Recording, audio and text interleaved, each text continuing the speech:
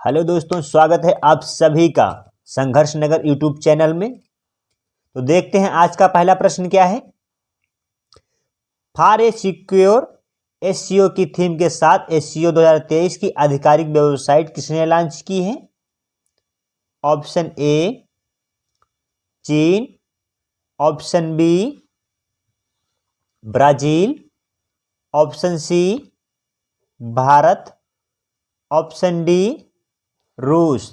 तो देखते हैं दोस्तों इसका करेक्ट आंसर क्या रहेगा। Option C Bharat. तो बढ़ते हैं दोस्तों इसके नेक्स्ट इंपॉर्टेंट फैक्ट की तरफ देखेगा। भारत ने फॉर ए सिक्योर एसईओ की थीम के साथ एसईओ 2023 की आधिकारिक वेबसाइट लॉन्च की है। यह वेबसाइट अगले वर्ष भारत की अध्यक्षता में किए जाने वाले कार्यक्रमों के बारे में जानकारी प्रदान करेगा। तो दोस्तों बढ़ते हैं अगले पॉइंट की तरफ देखेगा। अगला पॉइंट क्या है? क्या है दोस्तों? संघाई कारपोरेशन ऑर्गेनाइजेशन क्या है दोस्तों? देखिएगा, संघाई सहयोग संगठन एससीओ आर्थिक, राजनीतिक और सुरक्षा संगठन है। स्थापना दोस्तों इसकी 15 जून 2001 को चीन के संघाई में हुई थी। 2017 को भारत और पाकिस्तान ने इसकी सदस्यता ली। मुख्यालय दोस्तों इसका कहां पे है? बीजिंग में। तो दोस्तों लेकर चलते हैं आपको अगले प्रश्न की तरफ। देखिएगा अगला प्रश्न क्या है। आतंकवाद के खिलाफ आपसी सहयोग को बढ़ावा देने और क्षेत्रीय शांति के लिए एससीओ के सदस्य देश काम करते हैं। इस प्रकार से भी प्रश्न पूछ लिया जाता है। क्या है दोस्तों? एससीओ जनसंख्या की दृष्टि से दुनिया का सबसे बड़ा क्षेत्रीय संगठन तथा सबसे बड़ा उपभोक्ता वाला बाजार भी है। क्या है दोस्तों? मार्केट भी है। तो दोस्तों आपको लेकर चलते हैं अगले प्रश्न की तरफ। देखेगा अगला प्रश्न क्या है।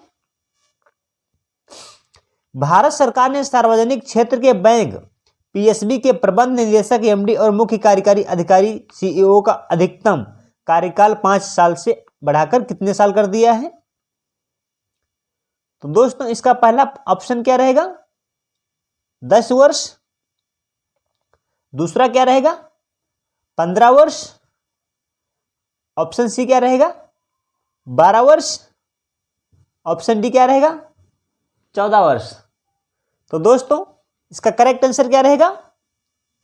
ऑप्शन ए 10 वर्ष। तो दोस्तों बढ़ते हैं इसके इंपॉर्टेंट फैक्ट की तरफ। देखेगा भारत सरकार ने सार्वजनिक क्षेत्र के बैंक पीएसबी के प्रबंध निदेशक एमडी और मुख्य कार्यकारी अधिकारी सीईओ का अधिकतम कार्यकाल 5 साल से बढ़ाकर 10 साल कर दिया है। हालांकि 60 साल की सेवानिवृत्ति की उम्र में कोई बदलाव नहीं किया गया है। सरकार द्वारा इन परिवर्तनों को राष्ट्रीयकृत बैंकों प्रबंधन और विविध प्रावधान संशोधन योजना 2022 के माध्यम से अधिसूचित किया गया है। तो दोस्तों बढ़ते हैं अगले पॉइंट की तरफ। देखिएगा अगला पॉइंट क्या है। सार्वजनिक क्षेत्र बैंक क्या है दोस्तों? देखिएगा भारत सरकार के स्वामित्व वाले बैंकों को सार्वजनिक क्षेत्र के बैंक कहा जाता है। वर्तमान में भारत में 10 सार्वजनिक क्षेत्र बैंक हैं। कौन कौन से हैं देख लीजिएगा दोस्तों। भारतीय स्टेट बैंक जिसका मुख्यालय मुंबई में है। बैंक ऑफ इंडिया इसका भी मुख्यालय मुंबई में है दोस्तों। सेंट्रल बैंक ऑफ इंडिया मुख्यालय दोस्तों इसका भी मुंबई में है। Union bank of India, bank of Maharashtra दोस्तों इन सभी का मुख्यालय मुंबई में है। तो दोस्तों बढ़ते हैं अगले मुख्य सार्वजनिक क्षेत्र बैंकों पे। देखिएगा इंडियन बैंक इसका दोस्तों मुख्यालय चेन्नई में है। इंडियन ओवरसीज बैंक मुख्यालय कहां पे है इसका दोस्तों? चेन्नई में। पंजाब एंड सिंध बैंक नई दिल्ली। पंजाब नेशनल बैंक दोस्तों मुख्यालय नई दिल्ली। बैंक ऑफ बड़ौदा वडोदरा में दोस्तों मुख्यालय है इसका। केनरा बैंक का बेंगलुरु। यूको बैंक का दोस्तों मुख्यालय कहां पे है? कोलकाता में। तो दोस्तों लेकर चलते हैं आपको अगले प्रश्न की तरफ। देखेगा अगला प्रश्न क्या है। रूस और निम्न में से कौन सा देश काला सागर अनाज सौदे को 4 महीने और आगे बढ़ाने पर सहमत हुए हैं? ऑप्शन ए चीन, option B Finland, option C Sweden, option D Ukraine, तो दोस्तों इसका करेक्ट आंसर क्या रहेगा? Option D, Ukraine. तो बढ़ते हैं दोस्तों अगले पॉइंट पे, इसकी देखिएगा। रूस और यूक्रेन ने संयुक्त राष्ट्र और तुर्की द्वारा मध्यस्थता किए गए काला सागर अनाज सौदे को 120 दिनों तक बढ़ाने पर सहमति व्यक्त की है। इस समझौते पर मूल रूप से 22 जुलाई 2022 को हस्ताक्षर किए गए थे तथा यह समझौता 19 नवंबर 2022 को समाप्त होने वाला था। यह सौदा काला सागर में एक सुरक्षित गलियारे के माध्यम से निर्दिष्ट यूक्रेनी काला सागर बंदरगाह में अनाज निर्यात की अनुमति देता है। रूस, यूक्रेन, तुर्की और संयुक्त राष्ट्र के बीच यह नवीन समझौता इस्तांबुल, तुर्की में हुआ। तो दोस्तों बढ़ते हैं अगले पॉइंट की तरफ। देखिएगा अगला पॉइंट क्या है। जहाज 3 यूक्रेनी बंदरगाहों चर्नोमोर्स्क, ओडेसा और यूजनी में अनाज लेकर जाएंगे। वे काला सागर में स्थापित मानवतावादी गलियारे से यात्रा करेंगे और अंतिम गंतव्य पर जाने से पहले निरीक्षण के लिए इस्तांबुल में रुकेंगे। तो दोस्तों लेकर चलते हैं आपको अगले प्रश्न की तरफ। देखिएगा अगला प्रश्न क्या है। भारत ने किस देश में आयोजित 5वीं एशियाई एयरगन चैंपियनशिप में 28 से 25 स्वर्ण पदक जीत लिए हैं? Option A, England. Option B, Japan. Option C, Budapest. Option D, दक्षिण कोरिया। तो दोस्तों इसका करेक्ट आंसर क्या रहेगा? ऑप्शन डी, दक्षिण कोरिया। तो दोस्तों लेकर चलते हैं इसके मोस्ट इंपॉर्टेंट फैक्ट की तरफ। देखिएगा निशानेबाजी में दबादब रखते हुए भारत ने दक्षिण कोरिया में 15वीं एशियाई एयरगन चैंपियनशिप में 25 स्वर्ण पदक के साथ अपना अभियान समाप्त किया। मनु भाकर, सम्राट राणा रिदम, सागवान, विजयवीर सिंधु, शिवा नरवाल और युका तोमर का संबंध किस खेल से है? दोस्तों आंसर आप लोगों को सभी को कमेंट बॉक्स में देना है। तो बढ़ते हैं अगले पॉइंट की तरफ। देखिएगा अगला पॉइंट क्या है। 21वीं वर्ल्ड कांग्रेस ऑफ अकाउंटेंट्स कहां हुई? Option A, Mumbai. Option B, Gandhinagar. Option C, Nagpur. Option D, Ranchi. तो दोस्तों इसका करेक्ट आंसर क्या रहेगा? Option A, Mumbai. तो दोस्तों लेकर चलते हैं आपको इसको इंपॉर्टेंट फैक्ट की तरफ। देखिएगा institute of chartered account of India 18 से 21 नवंबर 2022 को हाइब्रिड मोड में जियो वर्ल्ड सेंटर मुंबई में 21वीं वर्ल्ड कांग्रेस ऑफ अकाउंटेंट्स 2022 की मेजबानी कर रहा है। WCEOA 2022 को कांग्रेस के इतिहास में पहली बार हाइब्रिड मोड में आयोजित किया जा रहा है। 21वीं वर्ल्ड कांग्रेस ऑफ अकाउंटेंट्स 2022 का विषय है बिल्डिंग ट्रस्ट एनबलिंग सस्टेनेबिलिटी। तो दोस्तों बढ़ते हैं अगले पॉइंट की तरफ। देखिएगा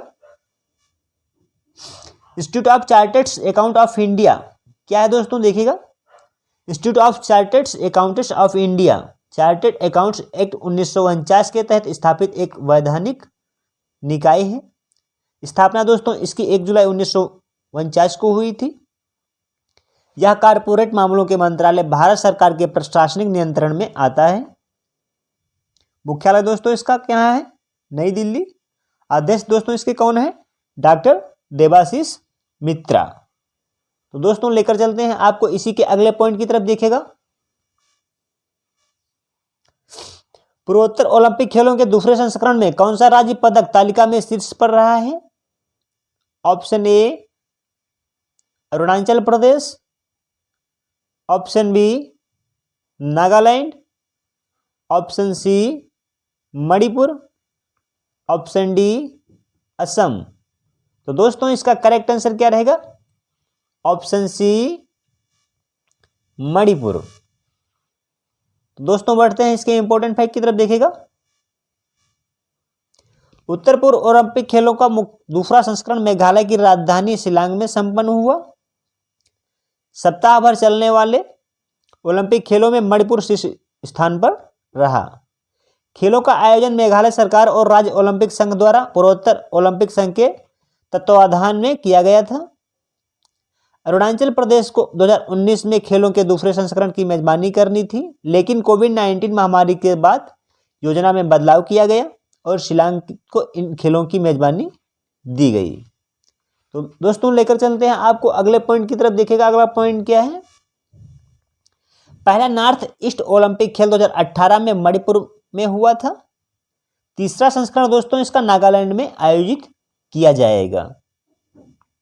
तो बढ़ते हैं आज के अगले प्रश्न की तरफ। देखिएगा अगला प्रश्न क्या है। पीएम मोदी ने किस राज्य के पहले ग्रीनफील्ड हवाई अड्डे डोनीपोलो हवाई अड्डे का उद्घाटन किया? Option A Uttar Pradesh, option B Madhya Pradesh, option C Gujarat, option D Arunachal Pradesh. तो दोस्तों इसका करेक्ट आंसर क्या रहेगा? Option D Arunachal Pradesh. तो दोस्तों बढ़ते हैं इसके इंपॉर्टेंट फैक्ट की तरफ। देखिएगा उत्तर पूर्व में कनेक्टिविटी को बढ़ावा देने के उद्देश्य से प्रधानमंत्री नरेंद्र मोदी अरुणाचल प्रदेश में निर्मित पहले ग्रीनफील्ड हवाई अड्डे का उद्घाटन किया। नवनिर्मित दोनों पोलो हवाई अड्डा ईटानगर के होलांगी में स्थित है। फरवरी 2019 में इस एयरपोर्ट की आधारशिला खुद पीएम ने रखी थी। जीरो एयरपोर्ट और तेजू एयरपोर्ट के बाद अरुणाचल प्रदेश में यह तीसरा एयरपोर्ट होगा। तो दोस्तों देखते हैं अगला पॉइंट क्या है इसी का। हवाई अड्डे को A320 विमान के संचालन का समर्थन करने के लिए डिजाइन किया गया है। प्रधानमंत्री कार्यालय के अनुसार हवाई अड्डे का नाम अरुणाचल प्रदेश की परंपराओं और समृद्ध सांस्कृतिक विरासत और सूर्य और चंद्रमा के लिए इसकी पुरानी स्वदेशी श्रद्धा को दर्शाता है। डोनीपोलो हवाई अड्डे के चालू होने के साथ ही उत्तर पूर्व में कुल हवाई अड्डों की संख्या 16 हो जाएगी। तो दोस्तों बढ़ते हैं अगले पॉइंट की तरफ। देखिएगा अगला पॉइंट क्या है। प्रधानमंत्री 600 मेगावाट के कामेंग जल विद्युत संयंत्र का उद्घाटन किया। कामेंग जल विद्युत संयंत्र बिमोज और टेंगा नदियों की जल विद्युत का दोहन करने के लिए एक रन ऑफ द रिवर योजना है। तो दोस्तों एक नजर डाल लेते हैं अरुणाचल प्रदेश की तरफ। देखिएगा भोर प्रकाश पर्वतों की भूमि या उगते सूरज की भूमि किसे कहा जाता है दोस्तों? अरुणाचल प्रदेश को। राज्य के राज्यपाल ब्रिगेडियर सेवानिवृत्त कौन है दोस्तों? बीडी मिश्रा। यहाँ के मुख्यमंत्री कौन है दोस्तों? पेमा खांडू।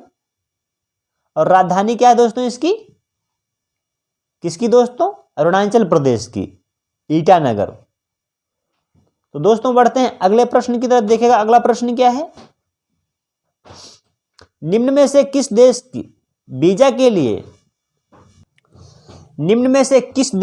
वीजा के लिए भारतीयों को अब पुलिस की मंजूरी की जरूरत नहीं होगी? ऑप्शन ए सऊदी अरब, option B Japan, option C America, option D Canada. तो दोस्तों इसका करेक्ट आंसर क्या रहेगा? ऑप्शन ए सऊदी अरब। तो दोस्तों लेकर चलते हैं आपको इसके इंपॉर्टेंट फैक्ट की तरफ। देखा इसका इंपॉर्टेंट फैक्ट क्या है। भारत में सऊदी अरब के दूतावास ने घोषणा की है कि अब भारतीय नागरिकों को सऊदी अरब की यात्रा के लिए आवेदन करते समय पुलिस क्लीयरेंस सर्टिफिकेट जमा करने की जरूरत नहीं है। नया नियम सऊदी अरब जाने वाले भारतीयों के लिए वीजा आवेदन प्रक्रिया को तेज और आसान बना देगा। सऊदी अरब में 20 लाख से अधिक भारतीय नागरिक रहते हैं। सऊदी दूतावास के मुताबिक यह फैसला दोनों देशों के संबंधों और मजबूत करने की कोशिशों के तहत लिया गया है। तो दोस्तों बढ़ते हैं इसी के अगले पॉइंट की तरफ। देखिएगा वेनेजुएला के बाद सऊदी अरब के पास दुनिया का दूसरा सबसे बड़ा तेल भंडार है। वर्तमान में यह कच्चे तेल का दुनिया का सबसे बड़ा निर्यातक भी है। यहां इस्लाम के दो सबसे पवित्र तीर्थस्थल हैं, मक्का और मदीना मस्जिद स्थित है। दुनिया की सबसे बड़ी मस्जिद अल हरम मक्का में स्थित है दोस्तों। दुनिया की दूसरी सबसे बड़ी मस्जिद कहाँ पे है? मस्जिद पैगंबर की मस्जिद या मस्जिद अल नवाबी है। कहाँ में दोस्तों? मदीना में। इस्लामिक देशों के संगठन का मुख्यालय भी सऊदी अरब के जेद्दा में है। तो दोस्तों बढ़ते हैं अगले पॉइंट की तरफ। देखिएगा अगला पॉइंट क्या है। दुनिया का सबसे बड़ा रेत क्षेत्र रुब अल खाली क्वार्टर दोस्तों कहाँ पे? सऊदी अरब में है। सऊदी अरब की राजधानी क्या है दोस्तों? रियाद। सऊदी अरब की मुद्रा क्या है दोस्तों? Saudi riyal. सऊदी अरब के राजा सलमान बिन अब्दुल अजीज अल सऊद। सऊदी अरब के प्रधानमंत्री कौन है दोस्तों? मोहम्मद बिन सलमान। तो लेकर चलते हैं दोस्तों आज के अगले प्रश्न की तरफ। देखेगा अगला प्रश्न क्या है। उत्तर प्रदेश का कौन सा जिला जल जीवन मिशन में देश के शीर्ष रैंक वाले जिलों में शामिल हो गया है?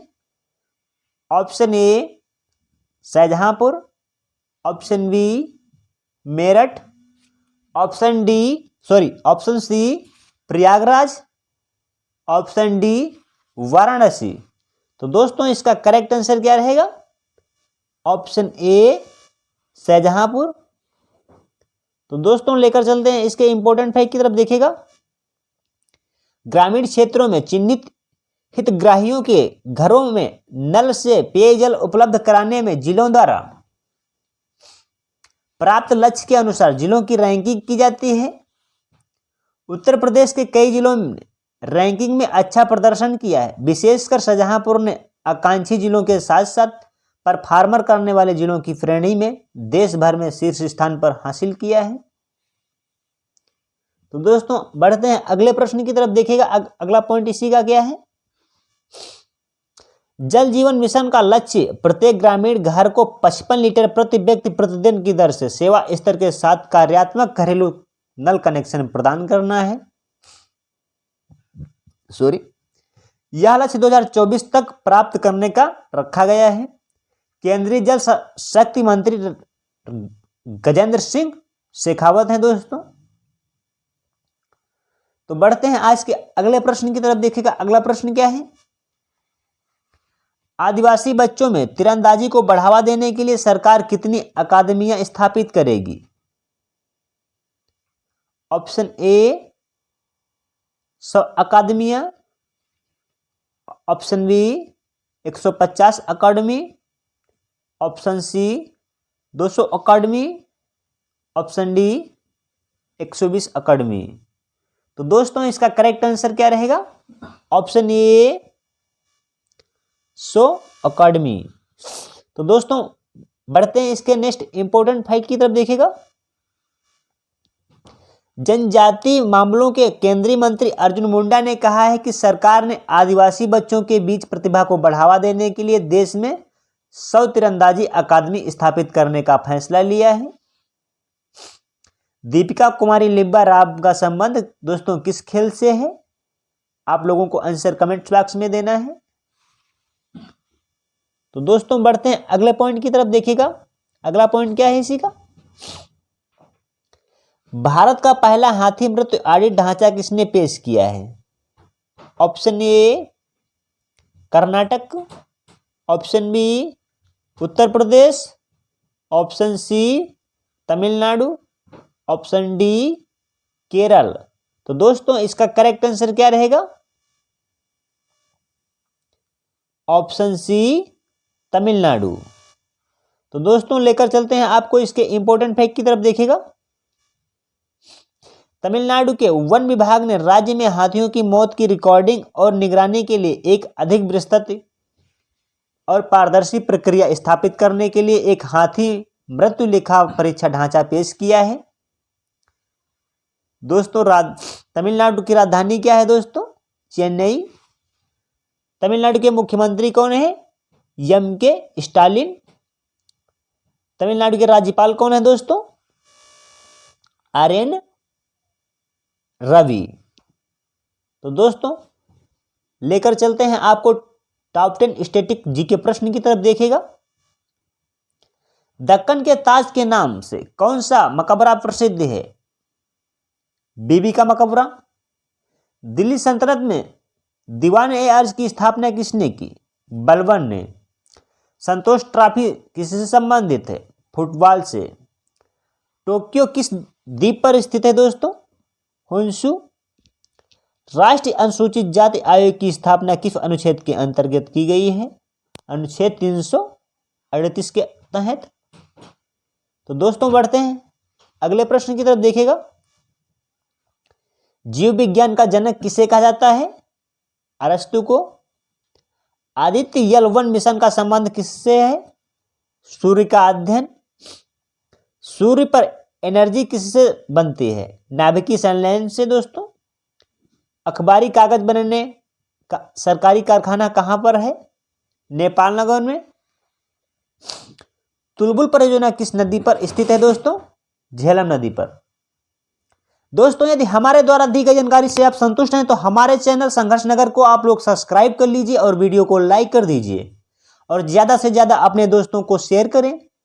दोस्तों यदि हमारे द्वारा दी गई जानकारी में यदि कोई त्रुटि रह गई तो कमेंट्स बॉक्स में अवश्य बताएं, हम उसे सुधारने का अधिक से अधिक प्रयास करेंगे। जय हिंद दोस्तों।